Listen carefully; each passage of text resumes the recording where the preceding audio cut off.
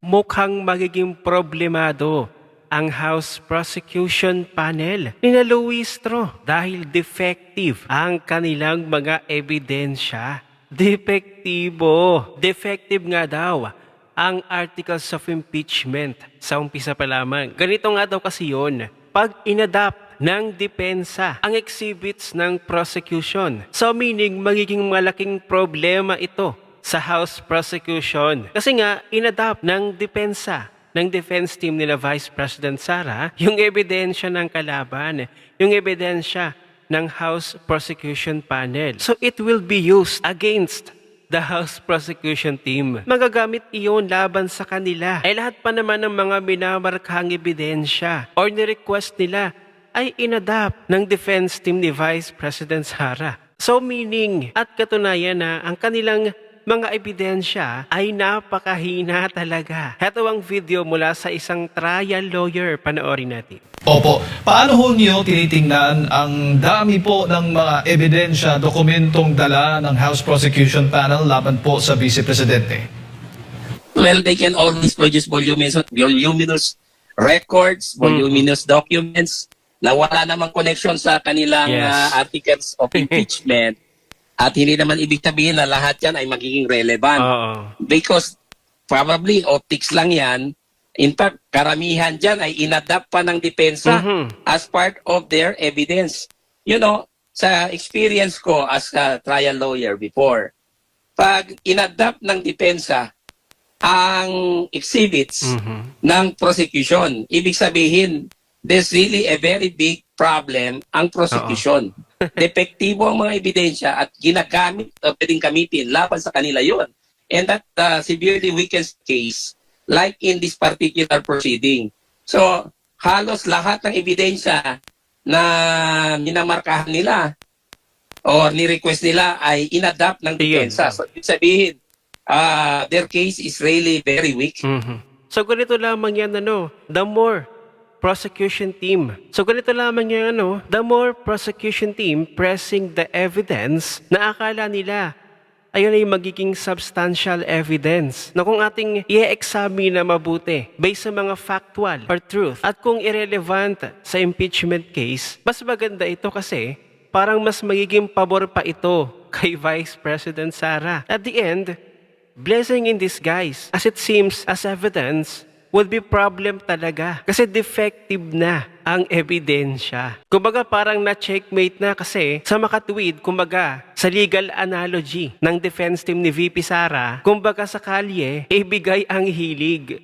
So checkmate sila dito. So kaya na lamang pinatatagal ng House Prosecution Team itong impeachment na ito na ginawang 62 days na nga, ay dahil alam nila sa sarili nila na depektibo ang mga ebidensyang hawak nila laban kay Vice President Sara. At isa lang ang dahilan, itong ginamit nila bilang testigo at witness si Mary Grace Piatos. Na noon, ang sabi nila, hindi na totoo si Mary Grace Piatos. Tapos ngayon, gagawin nilang witness. So ano pa nga ba ang dahilan? Bakit pinatatagal ang impeachment trial ngayon na dati ang sabi nila forthwith, agad-agad. Pero ngayon, pinatatagal ang impeachment. Panoorin natin ang video na ito. Uy, napapansin nyo ba na ang bagal ng proseso ng impeachment ni Vice President Sara ngayon? Totoo.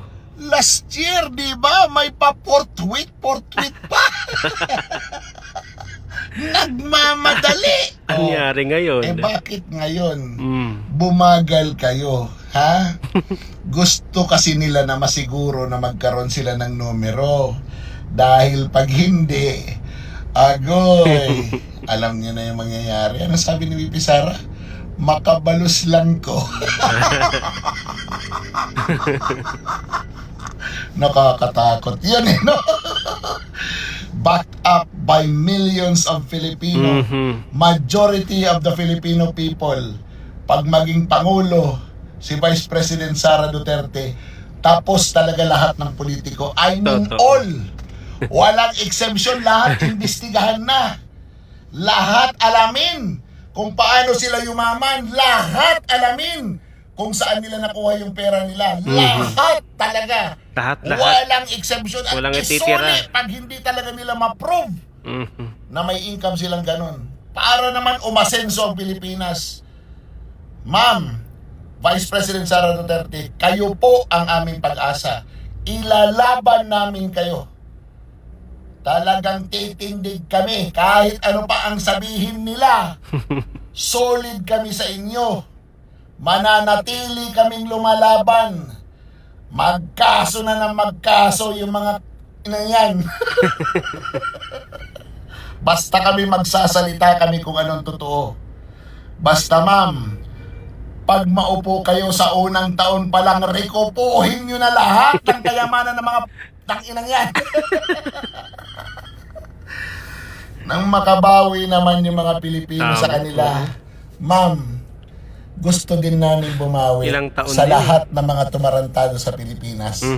At ikaw lang ang makakagawa nun. Ibawi nyo po ang mga Pilipino sa mga nagnakaw sa pera ng taong bayan. Lalo na yung nakaupo ngayon na hindi pa rin nagpapadrug test. Ipa-drug test nyo! Nang malaman natin kung ano ba talaga ang totoo. Sayang ang bayot! May mga nininervyos na raw dahil hindi nagbabago ang pananaw ng taong bayan kay Sara Duterte. Totoo. Kahit anong issue paninira, ang Diyos ko. binabato sa kanya. Ay bago natin pag-usapan yan, i-greet ko muna ng happy birthday ang ina ng aking mga anak, si Lilibet Betis Capiendo. Yun. Happy birthday, ha? Enjoy your day at maraming salamat sa pagpapalaki mo ng maayos sa ating mga anak. Yan. Yung mga posts na ina-upload sa FB, lalo na sa FB, tungkol sa reception ng taong bayan, yung pagtanggap ng taong bayan kay Vice President Sara, yung parang sabik na sabik yung mga Totoo. tao na nakita siya, na parang isang selfie lang kay Vice President Sara, talaga namang kompleto na Nako yung po. araw ng kababayan natin. May dala man siya o wala, may maibigay man siya. Yung Presensya lang. kagandahan, wala pang binibigay. Oo. Presensya lang no? Kay Bongbong, kahit ano ang gawin niya. Nako po. Baka batuhin pa. Walang nagpapapicture sa kanya. Nakikita nyo, ha? Sasakyan pa lang ni BP. Nasa Halos labas pa lang. magtatalon No? na yung mga kababayan natin. Kaya kinakabahan na yung mga kalaban natin. Gagawin nila lahat. Isipin nyo, yung sheriff na sinuntok ni BP Sara, pinapatestify na nila.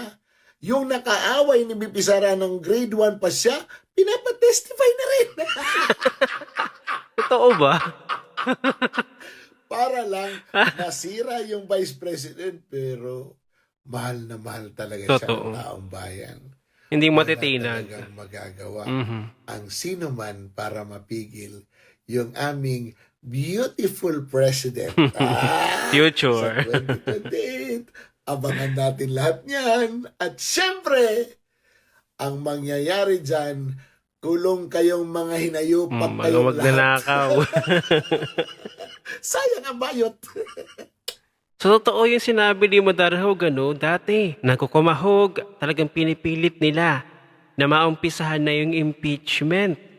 Tapos ngayon, nung nandito na, trial na, pre-trial, ay pinatagal naman. Kasi nga naman, hindi pa kompleto yung boto ng 16 senators. May mga kukumbinsihin pa ng mga senador para sa impeachment na ito, para makonvict si VP Sara. Kaya siguro pinatatagal pa nila. Ngayon pa naman itong sheriff na nanuntok kay VP Sara noong 2011, na kanila sana yung magiging witness, ay umatras na. So ayan, baka maghahanap na naman kayo ng panibagong witness ha. So 16 na boto ang kailangan para makonvict si VP Sara. Yung bagong majority, 13 pa lang sila. Na alam naman natin na sila ay maka-pro Marcos. Na sila ay parang pinagtatakpan ang korupsyon ngayong Marcos administration. So talagang sila ay inaasahan na boboto sa conviction ni VP Sara. 13 senators, okay na. 16 ang kailangan, so 3 na lamang yung kulang. Baka may posibleng negosasyon pang pag-uusap doon sa natitirang minority ngayon. Sino yung mako-convince nila doon? Senator Amy, Senator Bato, Senator Dante Marcoleta, Senator Bongo, Senator Robin Padilla, Senator Jinggoy Estrada, ang magkapatid na Villar, Alan Pitoy Cayetano. Ay parang malabo silang makakumbinsi doon, Kaya siguro gusto na nilang i-extend pa ang impeachment trial na ito. Delaying tactics, kumbaga. Kasi nga, naghihintay sila na mayroong makumbinsi siguro ng mga senador doon sa minority ngayon nila Alan Pitoy Cayetano na boboto ng conviction kay VP Sara. Baka naman pagdating ng 2028, si Vice President Sara maging presidente na ng Pilipinas. Baka naman yung mga magnyanakaw. Baka naman biglang dumami yung mga biglang magkasakit ko, Mamaya mga naka-wheelchair. Tingnan mo nga si Bonoan. Biglang naka-wheelchair na.